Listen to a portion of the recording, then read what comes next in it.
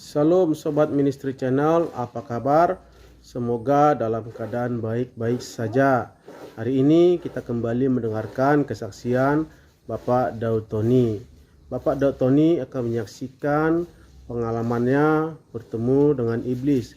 Bukan hanya bertemu, tetapi iblis juga menjadi donatur di dalam sebuah acara KKR, bahkan menjadi donatur dalam suatu organisasi gereja. Bisakah iblis menjadi donatur di dalam organisasi gereja atau dalam kegiatan-kegiatan rohani? Mari kita dengarkan kesaksian Bapak Daud Tony. Jangan lupa Sobat Ministry Channel untuk komen, like, dan subscribe. Tuhan Yesus memberkati.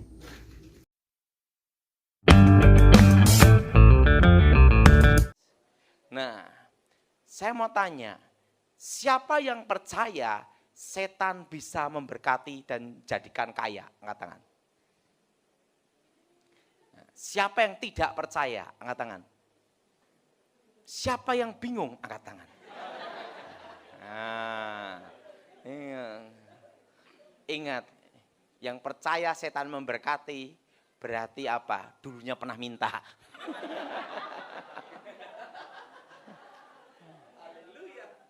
Itu loh dukun, suhu dukun, dukun yang bisa membuat orang kaya. Itu loh dukun yang bisa bikin kaya, naik pangkat. Kenapa dukunnya tidak naik pangkat sendiri? Orang yang tidak percaya Tuhan, kalau sakit pergi ke dukun. Tapi dukun sakit pergi ke dokter. Kenapa enggak pergi ke dukun yang lain? Jelas? Jelas? Nah, itu kalau mau cantik pasang susuk. Susuk emas belian. Gigi tongos. Pasang susuk. Cep, langsung gini. Bokong kempot. Pasang susuk. Langsung gitu. Yang jadi pertanyaan, tidak semua anak dukun dipasang susuk. Kenapa? Karena mereka tahu rahasia. Ada harga yang harus dibayar. Setan tidak pernah memberi manusia gratis. Karena setan tahu tidak diampuni. Makanya tidak ada setan rame-rame bertobat dibaptis Pak Thomas. Tidak ada. Kenapa? Karena setan tidak diampuni. Makanya tidak ada setan tobat massal, enggak ada. Kenapa? Karena setan tidak diampuni. Beda dengan manusia, manusia diberi kesempatan pengampunan. Nah, di mana ada kesempatan, setan enggak ada. Makanya untuk apa nolong manusia? Nah, saudara, ada itu loh jimat keselamatan. Nabrak mobil selamat, nabrak kereta api mati juga. Ada batas kemampuan. Tapi tidak semua anak dukun dikasih. Kenapa? Karena mereka tahu rahasia. Ikutin saya semua. Setan bukan pencipta. Ingat semua, setan bukan pencipta.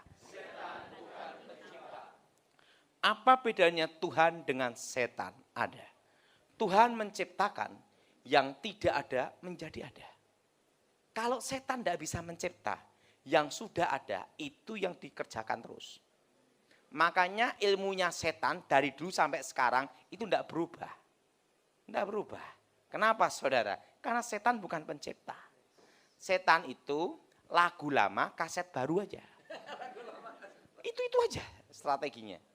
Nah, tapi dia fokus di situ. Nah, saudara,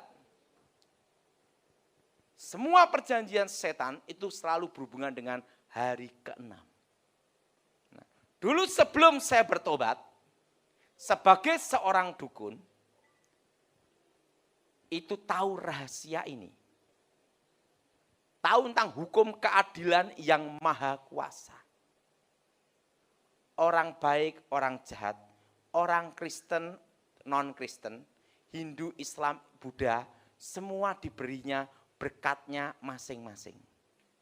Diberinya rezekinya masing-masing. Orang jahat, orang baik, Kristen, Islam, Hindu, Buddha, orang baik atau tidak, semua bisa merasakan cahaya matahari dan datangnya malam. Betul? Betul? Nah, demikian karena keadilan yang maha kuasa. Semua manusia di bawah kolong langit ini diberinya rezekinya masing-masing, keberuntungannya masing-masing, hokinya masing-masing. Ada pendeta yang kaya raya, gemuk sambil gini. Tapi ada juga pendeta yang miskin. Sama-sama pendeta, sama-sama berdoa, rezekinya beda. Betul? Betul? Ada yang pemimpin pujian, langsung wah gemuk gini nih. Wah. Tapi ada juga pemimpin pujian di desa, krempeng, haleluya, haleluya. Hokinya beda, betul? Betul? Ada orang Kristen kaya, ada orang Kristen miskin. Nggak usah banyak-banyak. Kita punya anak 3 atau 2, rezekinya beda. Nggak usah banyak-banyak. Ada preman kelas nasional, ada preman kelas terminal, betul? Betul? Sama-sama preman, rezekinya beda. Ada orang Islam, Kristen, Buddha, Hindu yang kaya, ada Islam, Hindu, Buddha yang miskin. Semua udah ada berkatnya masing-masing. Karena keadilan yang maha kuasa. Bedanya kalau kita percaya Tuhan Yesus, kita dijamin masuk surga. Dan keselamatan itu pasti. Dan berkat itu kita setia ditambahkan. Tapi masalah hoki, keberuntungan, semua sudah adanya masing-masing.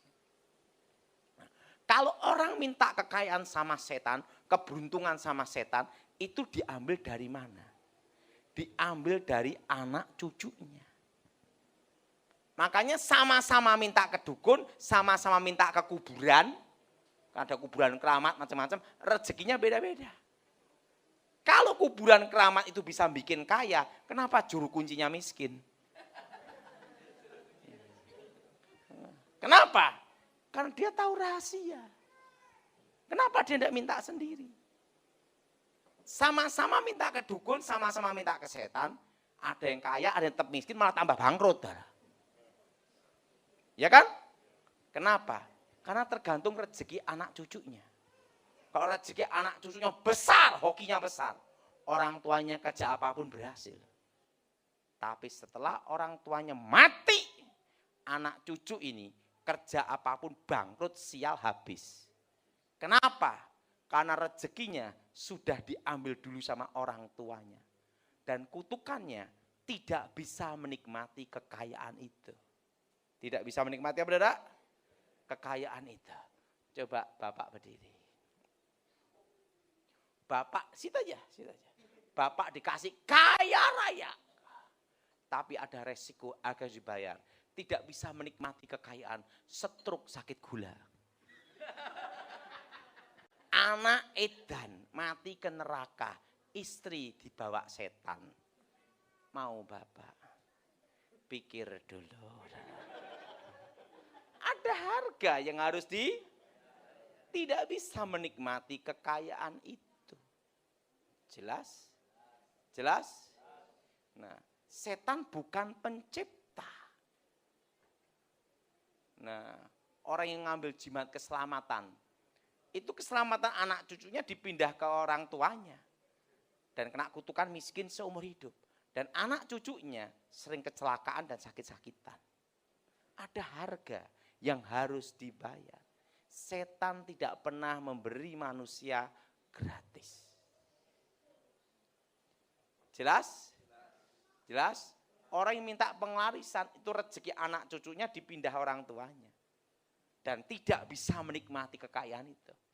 Nanti anak cucunya kerja apapun bangkrut sial. Kan hokinya sudah diambil dulu orang tuanya. Beda dengan Tuhan. Tuhan adalah pencipta. Yang tidak ada menjadi ada. Berkat itu dilanjutkan. Anak cucu orang benar tidak meminta-minta. Amin. Amin. Kalau setan bukan pencipta, maka dia tidak bisa menciptakan yang tidak ada menjadi. Dan orang yang minta kekayaan sama setan, kuasa gelap, itu selalu ada ritual hewan bernyawa. Kerbau, sapi, babi, ayam. Ayam pun harus ayam kampung. Tidak boleh ayam horn Kentucky Fried Chicken. Kenapa? Setannya takut kolesterol. Nah, takut apa saudara? Takut apa? Kolesterol. Nah, saudara, kalau orang minta kekayaan sama setan, itu selalu ada hewan bernyawa. Dikorbankan. Yang disebut bancaan atau selamatan. Baik waktu meminta atau setelah terkabul. Nah, itu ada artinya semua. Nah, saya minta untuk contoh ya. Ah, Bapak ini ke sini, Pak. Sini, Pak. Sini. Sini aja, oke. Berdiri aja. Nah, saya minta Bapak ini ke sini, Pak. Sini, Pak. Oke. Untuk jadi setannya.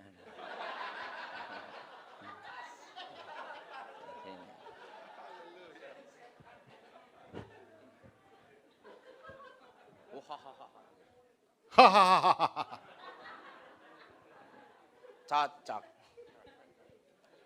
Ini misalnya ini adalah orang yang mau minta kekayaan. Eyang, Aku minta kekayaan. aku minta kekayaan, Nama besar. kejayaan. Ini persembahanku. Ini persembahanku. Selamatan. Selamatan, Bancaan. bancaan. Ingat, waktu meminta atau setelah terkabul, hewan bernyawa, kerbau, sapi, babi. Dan yang tidak dikorbankan hanya anjing. Karena itu jatah orang Manado. Sama orang Batak.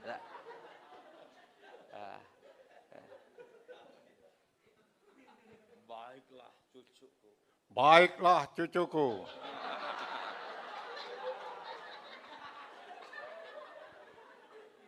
Makanlah.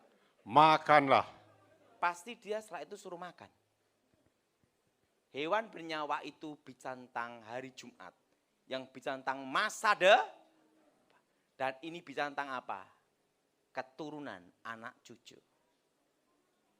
Silahkan duduk. Kalau yang bersangkutan makan bagian kepala. Ingat, bagian apa? Orang tua atau anak yang paling dikasih mati atau kecelakaan. Kalau yang bersangkutan makan bagian sayap kalau ayam, kalau babi, kambing, kerbau, sapi, kaki depan, itu lambang tangan-tangan keturunannya semua. Akan cacat atau kena cedera, kecelakaan di bagian tangan.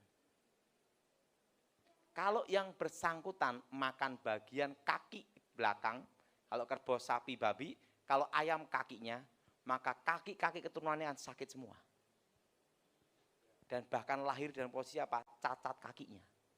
Jelas? Jelas? Kalau yang bersangkutan makan bagian kulit-kulitnya, maka anak cucunya terkena kutukan, akan terkena penyakit kanker semua. Generasi-generasi. Nah, kalau bagian makan bagian jantung, usus apa, itu lambang dari anak cucunya. Nah, kalau dia makan bagian ekor, kalau ayam brutu, kalau kerbau sapi itu ekornya, maka anak cucunya yang nikah pasti cerai semua. Jadi perawan tua, perjaka tua, expired kadaluwarsa. Kutuk generasi. Ada harga yang harus dibayar. Jelas? Ada harga yang harus apa, saudara? Harga yang harus apa? Dibayar. Yang jadi pertanyaan, bagaimana cara membatalkan kutukan?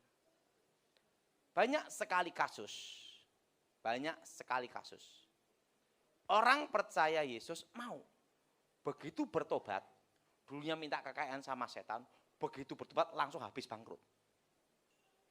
Dan dikira ini kasus Ayub, beda. Ayub tidak ada perjanjian setan. Alkitab berkata Ayub orang benar. Apa saudara? Ayub apa saudara? Orang apa? Ayub orang benar.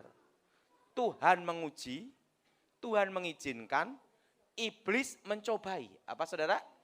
Iblis apa? Mencobai. Tapi Ayub dipulihkan Tuhan 2 kali lipat.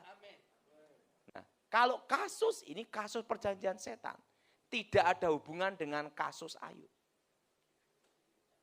Nah, saudara, pada waktu saya bertobat, saya pelayanan di daerah Jawa Barat,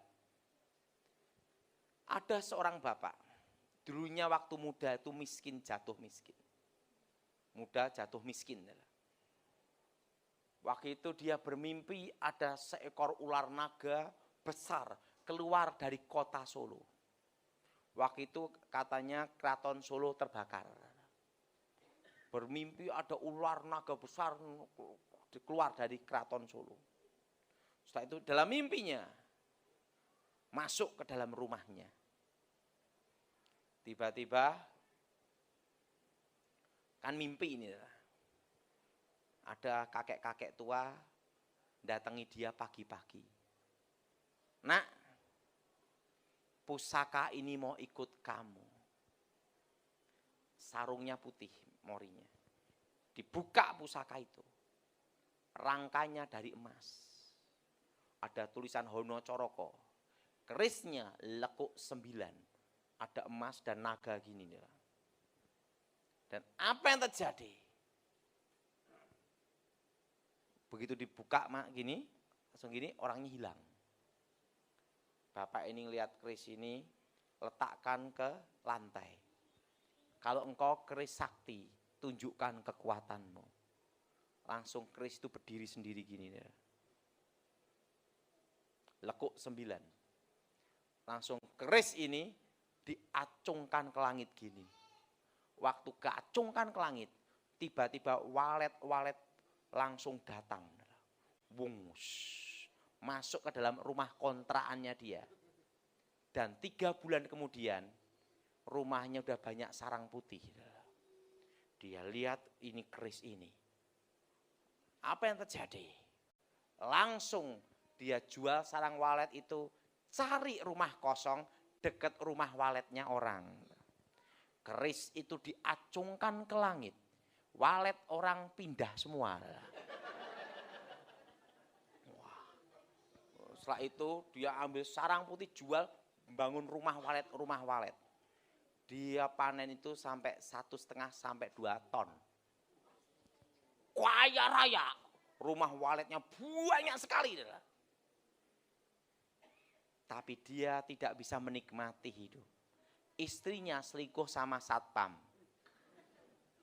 Dan apa yang terjadi sama penjaga? Dia kena kutukan, mati ndak, hidup ndak, sakit gula ginjal. Keluarganya berantakan. Apa gunanya harta? Kehilangan damai. Betul? Sekalipun dia tidak percaya Yesus, tapi dia itu suka sekali nyumbang-nyumbang gereja. Yang pendeta yang mau ke Israel, di semua ke Israel. Kristen, Islam, Hindu, Buddha, semua disumbang dia. Apa yang terjadi?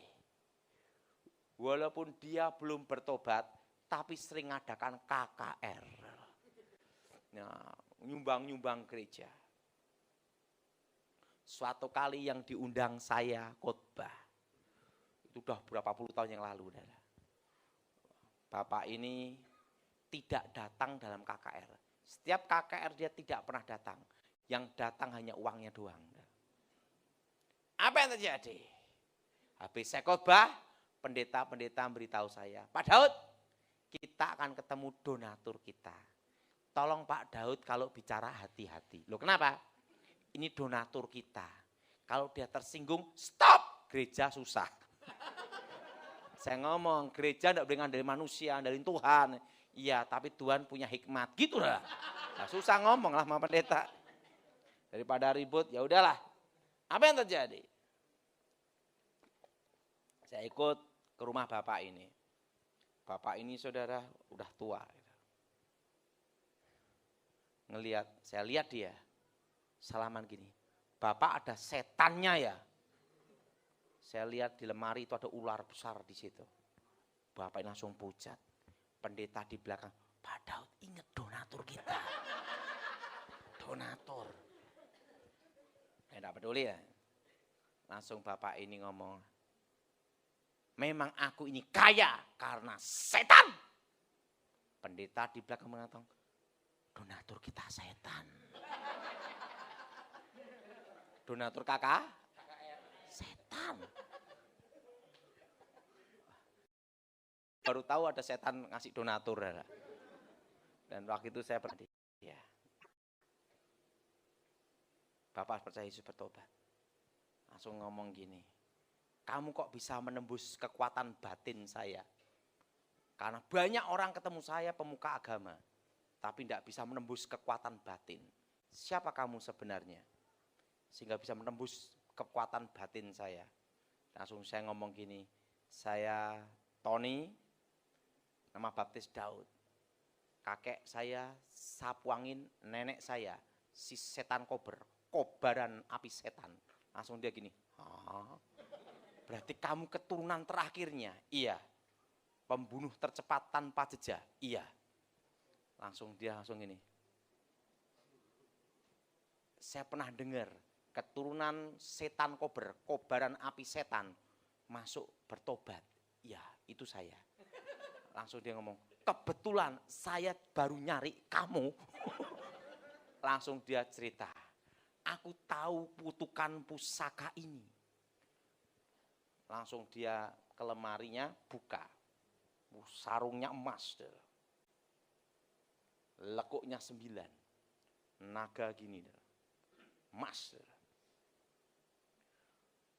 Pak Daud, jangan dia cerita, pusaka ini saya tahu kutukan sehingga ruh hidup saya hancur. Saya buang larung ke sungai, malamnya kembali. Saya buang kembali ke laut, besoknya datang ke lemari lagi. Saya kasihkan ke dukun, dukunnya dimimpiin. Pusakanya dukun rontok semua. Langsung ngomong, kalau tidak kamu kembalikan, seluruh keluargamu kutumpas. Dukun pun juga takut dibalikin Pak Daud. Nah setelah itu gimana lagi Bapak? Saya punya saudara ingin bikin rumah walet. Ambil pusaka ini, 1 minggu mati. Sekarang gimana Pak Daud cara melepaskan kutukan itu?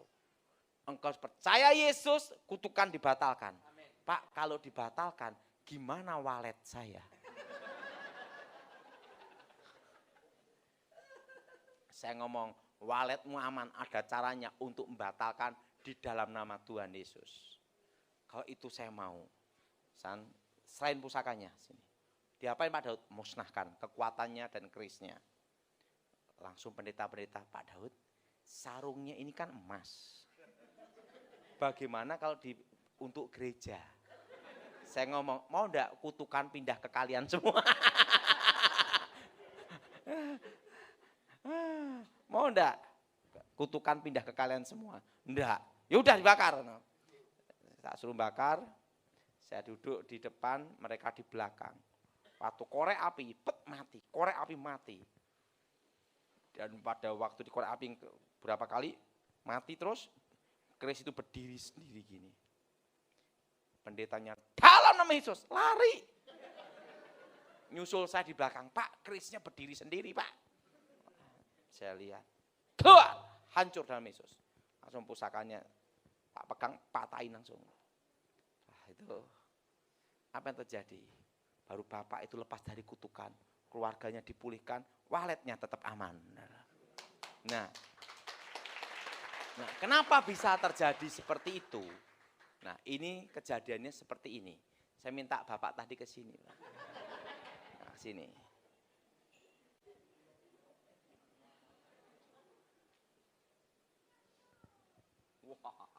Oh, hahaha.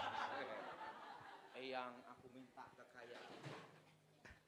Yang aku minta kekayaan. Nama besar. Kejayaan. Kehormatan. Kemenangan. Baik cucuku. Ini sesajinya. Ingat, hari apa Jum? Makanlah. Apa yang dimakan itu adalah lambang dari keturunan.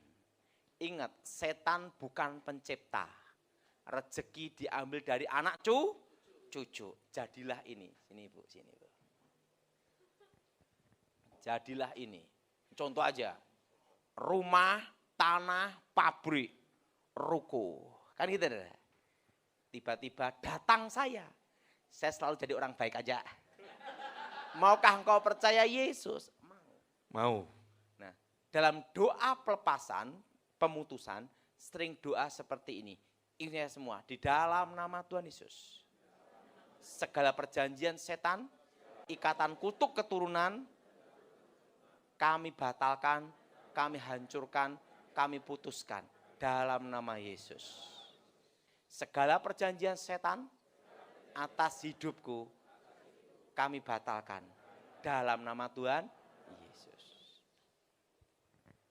Setan ini Ho. mau nyerang dia tidak bisa. Perjanjian sudah nyerang keluarganya tidak bisa. Perjanjian sudah batal. Tapi ada yang belum dibatalkan. Perjanjian hari Jumat yang bicara masa depan. Apa saudara? Ini. Rumah, tanah, bisnis. Semua diambil. Aku tidak mau rugi juga. Aku tidak mau rugi juga. Ini diambil. Sehingga ini, bisnis apapun gagal habis. Ruko, rumah, tanah habis semua. Kenapa? Karena setan ini punya hak atas masa depannya. Nah, oke sini, Bu. Harusnya di dalam pembatalan perjanjian harusnya seperti ini. Ini semua di dalam nama Tuhan Yesus. Segala perjanjian setan, segala ikatan kutuk roh jahat, segala ikatan kutuk masa depan, kutuk keturunan atas hidupku, keluargaku, masa depanku, bisnisku, tempat usaha, rumah tanah, harta kekayaan, kami batalkan, kami putuskan, hancurkan dalam nama Yesus. Darah Yesus sudah membatalkan segala kutuk masa depan, kutuk keturunan, kutuk masa depan, kutuk generasi atas hidupku demi nama Yesus. Amin. Dari setan ini mau nyerang ini tidak bisa. Karena perjanjian sudah batal. Makasih. Tepuk tangan untuk Tuhan kita. Jelas?